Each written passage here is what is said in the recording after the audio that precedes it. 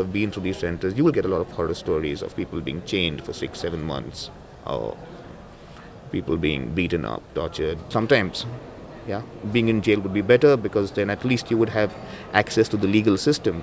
Whereas if you're in a compulsory treatment center, you have no access to the legal system. In China, we interviewed a former guard in one of the drug detention centers.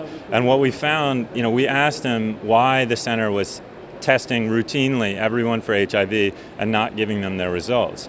And the guard frankly said, well, we test people to find out which of the women are HIV positive to know who we need to use a condom with. And then, we have sex with them, and then we give them heroin to comfort them afterwards. And we asked this guard also about physical abuse, about beatings of the drug users in these centers. And he said, well, yeah, that happens. And we asked him how often it happens. And he said, oh, well, about 10%.